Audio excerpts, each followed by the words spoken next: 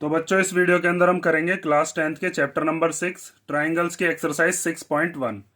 तो मेरी सलाह आपको यह है कि एक्सरसाइज 6.1 करने से पहले आप इसका इंट्रोडक्शन जरूर देखना। वो इंट्रोडक्शन इस एक्सरसाइज के लिए भी जरूरी है और पूरा का पूरा जो चैप्टर है उसका बेस भी आपका इसी से ही क्लियर हो जाएगा, जो इसका पहले का जो मैंने इंट्रोडक्शन डाला है। तो सबसे फर्स्ट क्वेश्चन देखते हैं इसके अंदर।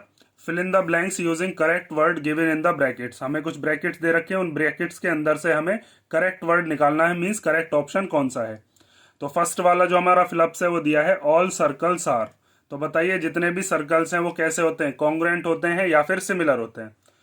तो अगर आप इंट्रोडक्शन नहीं देख कर आए हो तो उस चीज को समझ लो। जैसे अगर मान लीजिए मेरे पास सर्कल दे रखे हैं और एक सर्कल मान लो मैंने ले लिया ये छोटा सर्कल, और इस सर्कल की रेडियस में यहां से यहां तक ले लेता हूं 5 सेंटीमीटर, और एक मैंने बड़ा सर्कल ले लिया। बड़ा सर्कल जो है मान लीजिए इसकी जो रेडियस है वो कितनी है, वो है 7 सेंटीमीटर। तो ये दोनों कॉन्ग्रुएंट तो हो नहीं सकते, क्योंकि कॉन्ग्रुएंट फिगर्स कैसी होती हैं, कॉन्ग्रुएंट फिगर्स वो होती हैं जिनकी सेम शेप होती हो। सेम शेप तो है चलो इन दोनों की, दोनों ही सर्कल्स हैं। और दूसरी चीज क्या होनी चाहिए, दूसरी चीज मैंने आपको बताया था सेम साइज होना चाहिए। सेम साइज मतलब जितना साइज इसका है उतना ही साइज इसका होना चाहिए, या फिर इसका 7 सेंटीमीटर रेडियस है तो इसका भी 7 हो। और उसके अंदर मैंने आपको एक चीज और बताई थी, method of superposition. Method of superposition क्या होता है कि अगर हम कोई से एक सर्कल को उठाकर दूसरे वाले सर्कल के ऊपर रखें तो दूसरा सर्कल हमें दिखाई ना दे। जैसे इस सर्कल को उठाकर जब इसके ऊपर आप रखोगे तो नीचे वाला सर्कल फिर भी दिखाई देगा। तो ये दोनों फिगर्स कॉन्ग्रुएंट तो हो नहीं सकती, सिमिलर हो सकती हैं, क्योंकि सिमिलर के अंदर बस हम क्या देखते हैं, सेम शेप देखते हैं। ठीक है। और मैंने आपको सिमिलर का एक तरीका और बताया था कि सिमिलर में हम क्या देखते हैं कि अगर हम मान लीजिए इस वाली जो सर्कल है, इस वाली फिगर को अगर मैं श्रिंक करूं, मतलब कि इसको थोड़ा सिकोड़ दूं, या फिर ऐसे कह सकते हो जूम इन कर दूं इसको, तो हम ऐसी फिगर बना सकते हैं। या फिर इसको मैं जूम आउट कर दूं, मतलब कि इसको थोड़ा जूम ज्यादा कर दूं, या फिर ये कह सकते हैं कि इसको हमने बड़ा कर दिया, तो बड़ा करने पर ऐसी फिगर मिल सकती है। तो सेम शेप अगर होती है तो वो कैसी फिगर्स कहलाती हैं, सिमिलर फिगर्स। ठीक है। और ये चीज मैंने आपको देखो इंट्रोडक्शन में भी पूरी डिटेल में वहां पर करा रखी है कि कॉन्ग्रुएंट फिगर्स कैसी होती हैं, जिनकी सेम शेप होती हो और सेम साइज होता हो। और सिमिलर फिगर्स कैसी होती हैं, सिमिलर फिगर्स होती हैं जिनकी कैसी होती होगी, शेप सेम होती होगी। साइज जरूरी नहीं है सेम ही हो, साइज अलग अलग भी हो सकता है। और मैंने वहां पर आपको डिटेल में इस सर्कल का भी एग्जाम्पल बताया था कि कोई भी दो सर्कल्स हैं वो सिमिलर होते हैं, लेकिन वो कॉन्ग्रुएंट हो ऐसा जरूरी नहीं है। उनको कॉन्ग्रुएंट करने के लिए उनका रेडियाई कैसा होना चाहिए, इक्वल। मीन्स जितना रेडियाई इसका है उतना ही रेडियाई इसका होना चाहिए, या जितना इसका है इतना ही इसका होना चाहिए। यहाँ पर तो हमारे पास जो सर्कल है वो छोटे बड़े, अगर सेम होते तो वो कॉन्ग्रुएंट भी हो सकते थे, लेकिन सिमिलर तो सारे ही होते हैं, छोटा हो चाहे बड़ा हो। अब अगला आता है आपका, ये हो गया मैंने फर्स्ट समझा दिया आपको। सेकंड वाला आता है जिसके अंदर है स्क्वायर। तो स्क्वायर कैसे होते हैं, स्क्वायर होते हैं जिसकी चारों साइड कैसी होती हो, इक्वल। ठीक है। तो जैसे मान लीजिए एक स्क्वायर ले लिया, इसके स्क्वायर का मैंने नाम दे दिया ABCD, और इसके चारों के चारों जो एंगल्स होते हैं वो कितने डिग्री के होते हैं, 90 डिग्री के।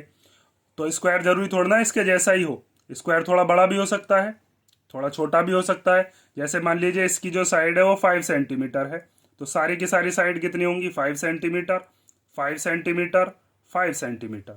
और मान लीजिए एक स्क्वायर मैंने ये बनाया, इसका नाम क्या दे दिया, PQRS। इसके भी सारे के सारे एंगल्स कैसे होंगे, 90 डिग्री के।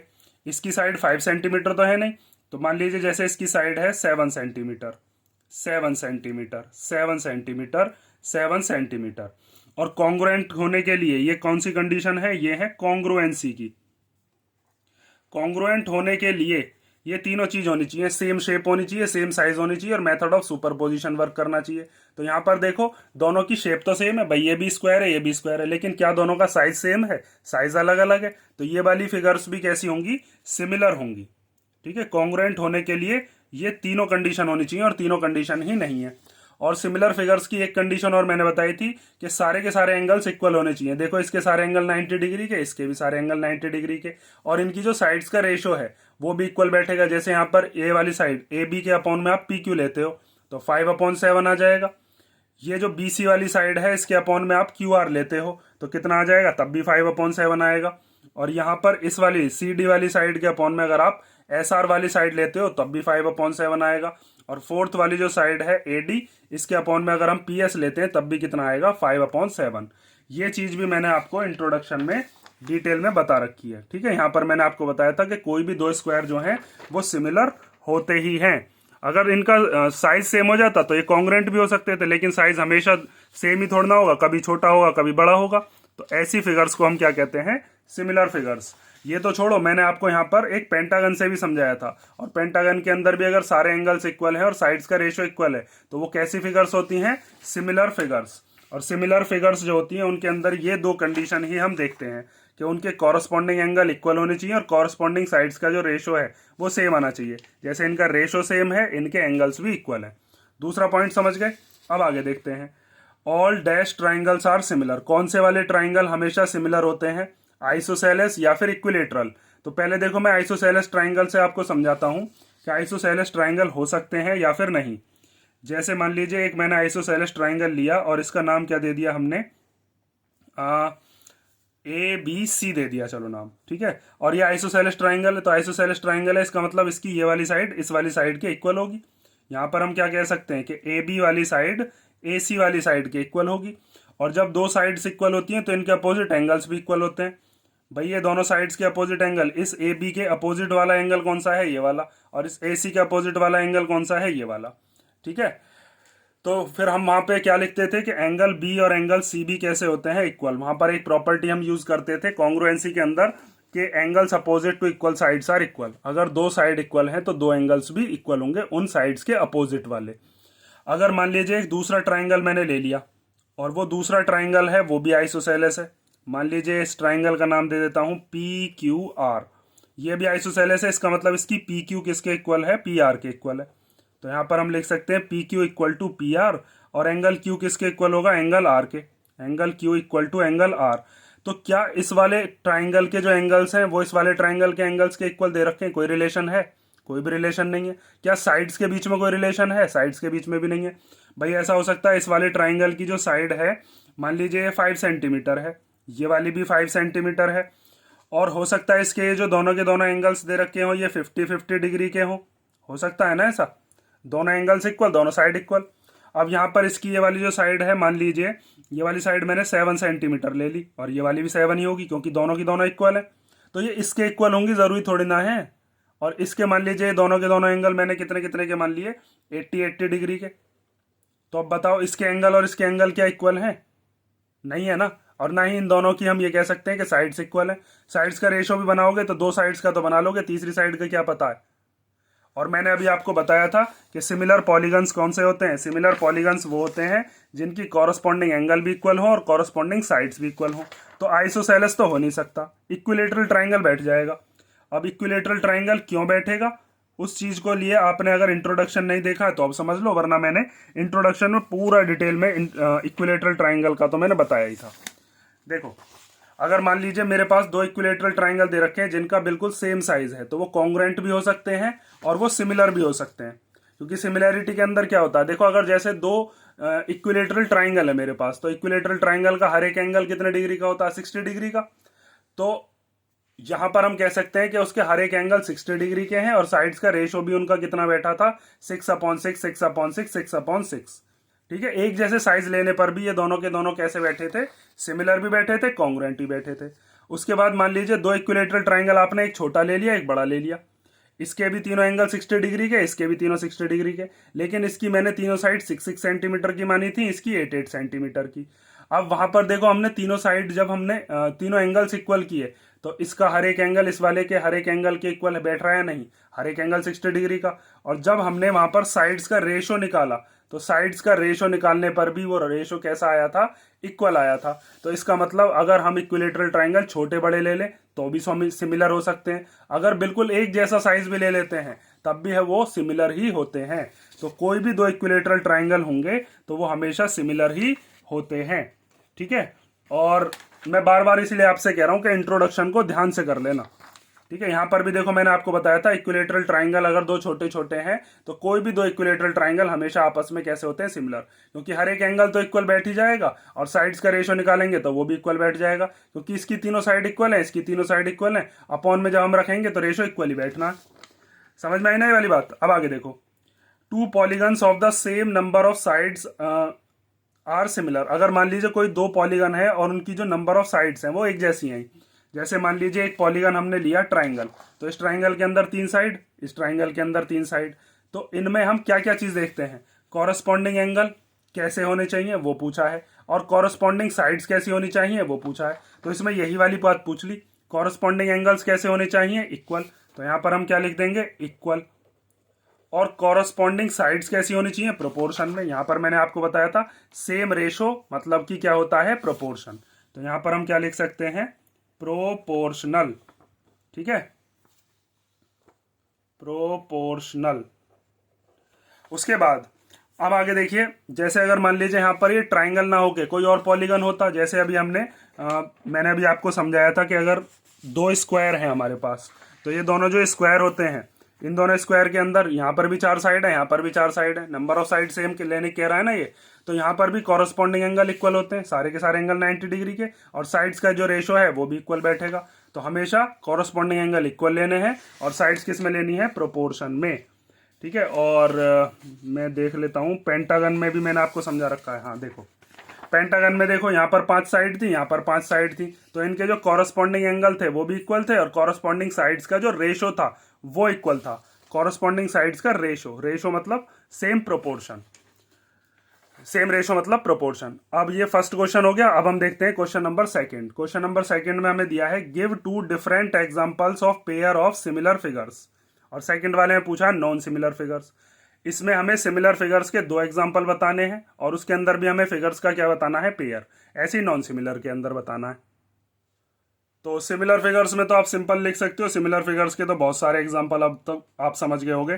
कोई भी 2 इक्विलेटरल ट्राइंगल्स कैसे होते हैं, हमेशा इक्विलेटरल ट्राइंगल्स वो हमेशा सिमिलर ही होते हैं, ठीक है। जैसे मैंने यहाँ पर आपको बता रखा है, अगर आप फिगर भी बनाना चाहो फिगर भी बना सकते हो।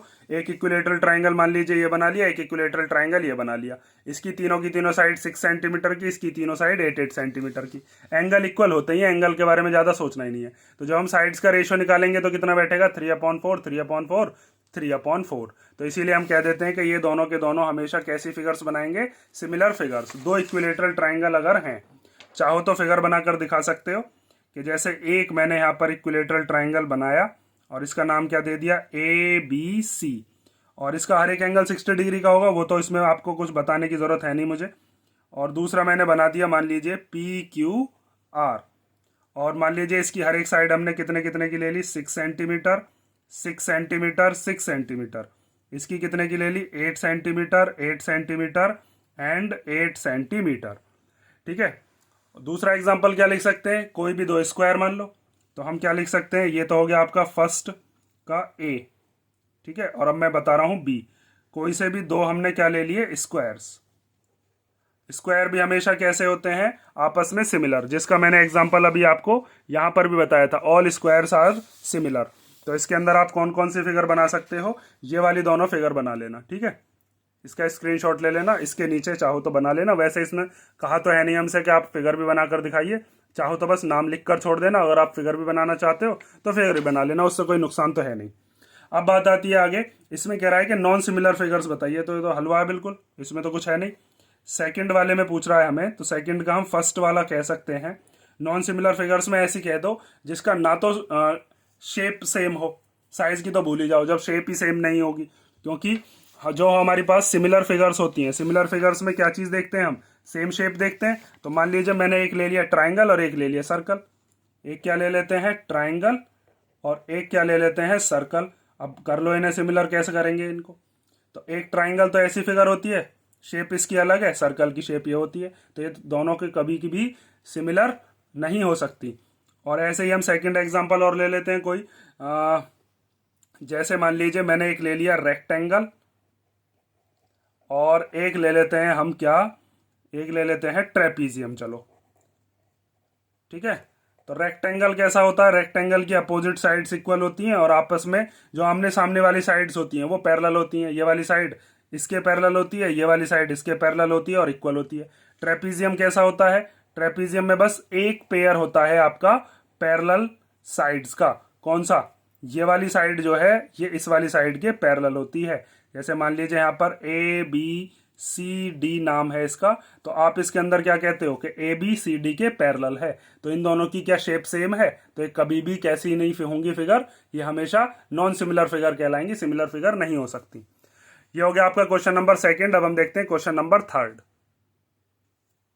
तो अब देखते हैं क्वेश्चन नंबर थर्ड। तो क्वेश्चन नंबर थर्ड हमें दिया है, state whether the following quadrilaterals are similar और नॉट। हमें नीचे कुछ क्वाड्रिलेटरल दे रखे हैं। क्वाड्रिलेटरल क्या होता है, चार साइड की फिगर। बस क्वाड्रिलेटरल हमें एक ही चीज बताता है कि वो चार साइड की फिगर है, ना तो ये बताता कि वो स्क्वायर है या रेक्टेंगल है, वो तो हम उसकी प्रॉपर्टीज से पहचान करते हैं। जैसे यहाँ पर ये वाला क्वाड्रिलेटरल कैसा है, ये दे रखा है हमें एक स्क्वायर, क्योंकि यहाँ पर चारों की चारों जो साइड्स हैं वो कैसी दे रखी है, इक्वल, और हर एक एंगल कितने डिग्री का है, 90 डिग्री का, तो ये स्क्वायर हो गया। अब बात आती है इस वाले क्वाड्रिलेटरल की। तो इसमें साइड सारी की सारी कितनी दे रखी है, 1.5, लेकिन इसका एंगल 90 डिग्री नहीं है, क्योंकि 90 डिग्री के लिए बिल्कुल सीधी लाइन बनती है ऐसे। यहाँ पर ये टेढ़ी दे रखी है इधर की तरफ। तो यहाँ पर अगर आप देख पा रहे हो सही से, तो सिमिलर ट्राइंगल्स सिमिलर फिगर्स जो होती हैं, सिमिलर पॉलीगन जो होते हैं, उसके अंदर हम क्या क्या बात कहते हैं, उसके अंदर दो चीज होती हैं। एक तो उसके कॉरस्पॉन्डिंग एंगल इक्वल होने चाहिए, और दूसरी चीज क्या होनी चाहिए, कॉरस्पॉन्डिंग साइड्स का रेशो इक्वल होना चाहिए। लेकिन इन दोनों फिगर्स के अंदर अगर मैं देखूं, सेकंड वाली जो कंडीशन है वो तो फुलफिल हो रही है, सेम रेशो तो बैठ जाएगा। जैसे मैं 1.5 के अपॉन में 3 रखूंगा तो 1/2 आ जाएगा, 1.5 के अपॉन में 3 में रखूंगा तो 1.2 आ जाएगा, रेशो तो इक्वल बैठ जाएगा। लेकिन इनके जो एंगल्स हैं वो इक्वल नहीं है, क्योंकि यहाँ पर आपको दिख रहा है हर एक एंगल 90 डिग्री का, यहाँ पर 90 डिग्री का ऐसा एंगल थोड़ा ना होता टेढ़ा, 90 डिग्री का तो ऐसे सीधा लाइन होनी चाहिए थी। तो यहाँ पर हम क्या कह सकते हैं कि these figures are not similar because their angles are not equal, या फिर इनके जो एंगल्स हैं वो अनइक्वल हैं, डिफरेंट हैं।